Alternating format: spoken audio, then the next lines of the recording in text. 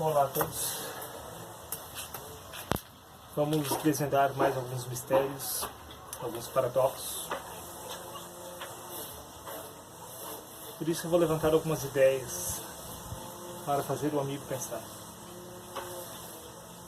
Tendo como base que no celeiro das ideias está disponível um arsenal para o homem se autodesenvolver. Porém, séculos atrás, poucas ideias eram concebidas para o homem, motivo pelo qual Deus ficou restrito à fraca imaginação do homem, o qual o associou à sua vida rotineira e seus afazeres e à manutenção da sua vida, mas o verdadeiro Deus está para ser descoberto. Por mais que você pergunte, faltarão argumentos para descobrir a extensão real da sabedoria. Suas perguntas são superficiais e irrelevantes frente à complexidade do indescritível, mas farei o impossível para deixá-lo mais perto possível da verdade singular. Então você talvez compreenderá o que é refletir sobre o tudo, sem perguntar nada. No livro de Isaías, capítulo 44, versículo 18 e 20, diz: nada sabem, nem entendem, porque se lhes grudaram os olhos, para que não vejam, e o seu coração já não pode entender, nenhum deles cai em si. O seu coração enganoso o iludiu de maneira que não pode livrar a sua alma, nem dizer, não é mentira em aquilo que confia. Forte, né? Forte, porém não acaba por aqui. Por isso vamos dar continuidade ao pensamento. Vamos liberar as ideias, vamos expandir a mente, vamos deixar o raciocínio se deslanchar por conta. Pois bem, o Deus narrado nas Escrituras é um Deus segundo a imaginação humana, ou pelo menos segundo o que ela foi capaz de filtrar. A glória de Deus não pode ser narrada ou interpretada pela imaginação humana. Ela excede a tudo.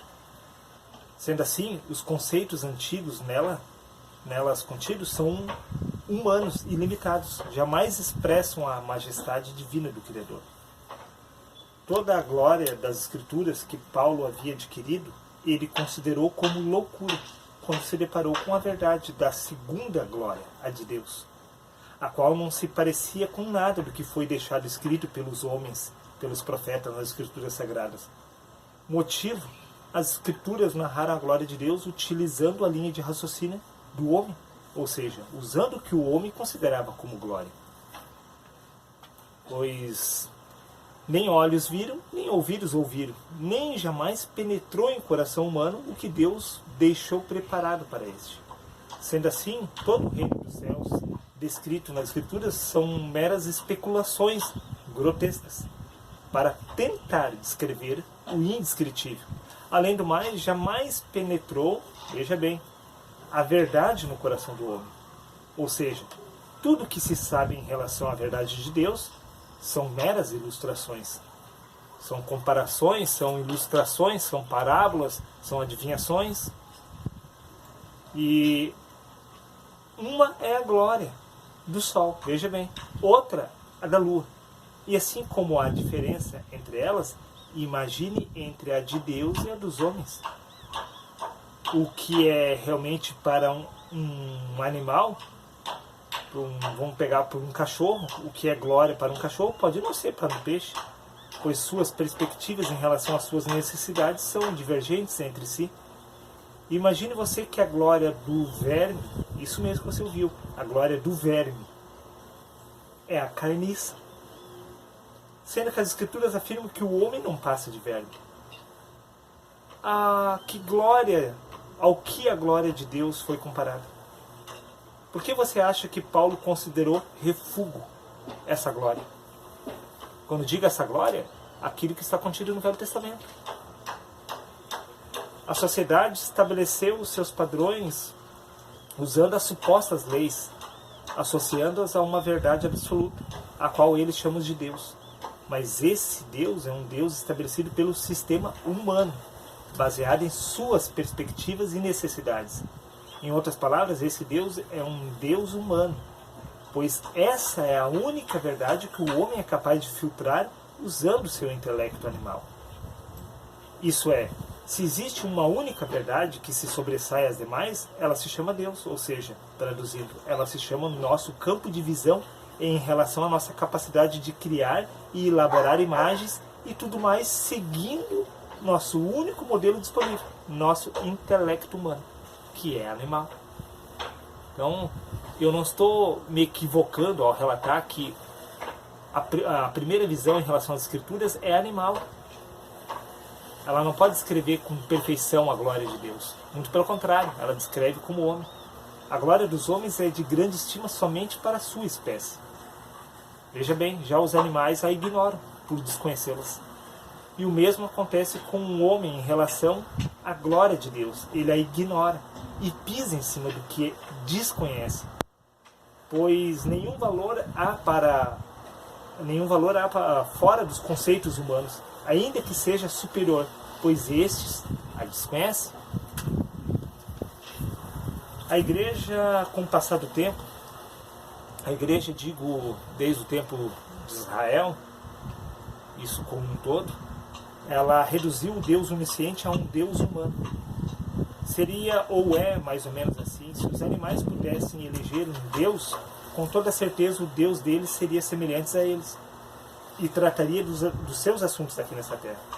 O Deus dos macacos seria em prol apenas destes, não se importando com as outras espécies. Ele seria salvador dos macacos e não de todos os seres vivos. E assim é o Deus dos seres humanos. Somente eles podem ser salvos pelo seu Deus. Deus, o verdadeiro, não é semelhante ao homem. Não pensa como este e está acima de tudo o que se pode imaginar. Pois o que é elevado entre os homens, perante Deus é abominação.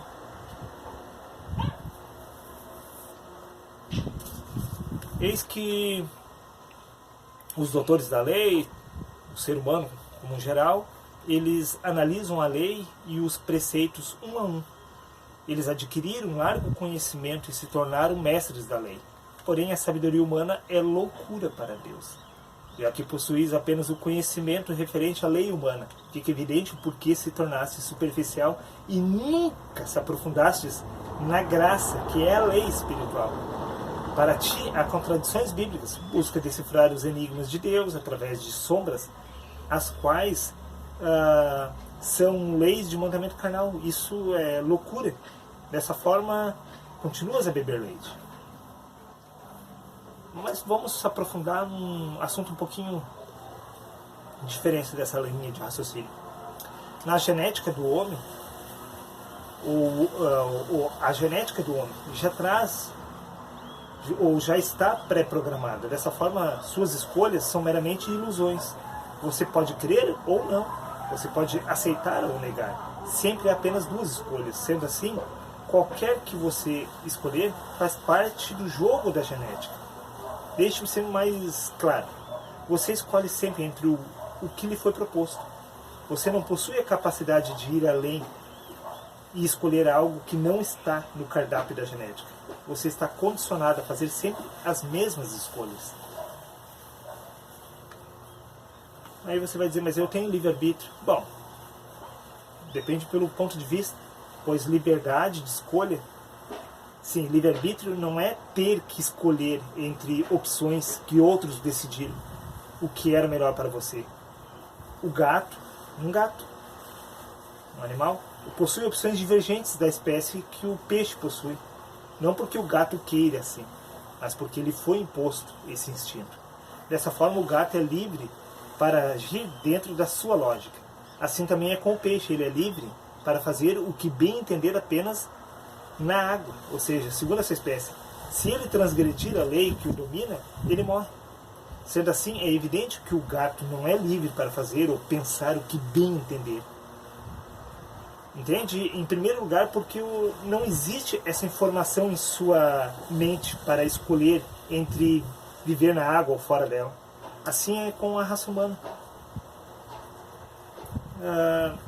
O ser humano não tem a menor noção do que realmente é ser um ser espiritual. Pelo simples fato disso ser uma transgressão da lei do seu instinto natural. Então, como podemos relatar isso? Nós somos livres para escolher dentro daquilo que a nossa genética, o nosso instinto foi predeterminado. Nós não temos a capacidade de imaginar algo que não está na nossa concepção. Todas as espécies, o passarinho, o tucano, o leão é livre para agir como um leão, ele não consegue pensar fora dos termos estabelecidos pela genética dele. Assim todos os animais. Então a nossa liberdade, o nosso livre-arbítrio, ele é limitado. Veja bem. Então, o que era mais valioso no passado era... Vamos dar continuidade, para não se prender a um assunto só, não ficar refém. Vamos entrar, então, associar esse assunto com o reino dos céus. O que era mais valioso no passado para o homem? Era, com certeza, o ouro. E isso foi atribuído ao reino dos céus. O que é mais valioso para a humanidade agora é a vida. E essa foi atribuída ao reino dos céus, se tornando lá eterna. Se o ouro é simbólico, a vida eterna também. Veja bem, se o ouro, descrito nas Escrituras, é simbólico, a vida eterna lá também é simbólica. A vida eterna foi usada por Deus, pois sendo o homem mortal, logo ela é de grande valor, de grande estima para o homem. Mas Deus não veio salvar o homem natural. Logo, a eternidade para ele é uma ilusão. A eternidade é um termo humano. E é assim que ele descreve Deus e tudo mais. Deus excede termos humanos, logo ele não veio tratar da suposta eternidade, e sim de algo que foge à compreensão humana, que será entendida por este somente após abrirem-se os seus olhos. Entenda, o livro de Apocalipse retrata que no céu não haverá choro, nem tristeza, nem dor, muito menos a morte. Isso tudo são termos humanos. Qualquer pecador não quer morrer, muito menos sofrer. Dessa forma podemos perceber que esses termos são sombras da realidade. A vida e a morte são termos humanos que Deus usou para abrir o entendimento do homem, para algo que excede todo o entendimento atual. Mas uma coisa é certa, nada tem a ver o reino dos céus com a vida, ou com a eternidade, ou com morte, e muito menos com o reino, que também é uma expressão humana limitada. A coisa mais valiosa, diz Deus, é a sabedoria. Nada pode se comparar a ela. Logo, ela excede a vida, a morte e a eternidade. A vida, a morte e a eternidade não passam de ilustrações usadas por Deus para conduzir o homem a algo que transcende seu raciocínio animal. Por que estou tocando nesse assunto? Porque é um assunto que é ignorado pelas pessoas. Todo mundo tem a mente cauterizada em relação ao reino dos céus, achando que lá no reino dos céus todas as nossas ansiedades, todas as nossas necessidades serão supridas lá. Veja que Deus, o Espírito de Deus é inimizade contra a carne. Então como que lá no céu a vontade da carne seria saciada? Não haveria dor, beneficiando a carne. Não haveria choro, beneficiando a carne. Não haveria morte, beneficiando a carne.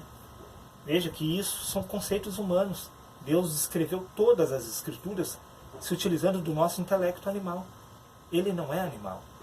Tudo que é de valor para o homem, para Deus é abominação. É abominação. Tudo que, por mais que seja elevado para ti, o que é mais elevado para o homem natural, senão a própria vida?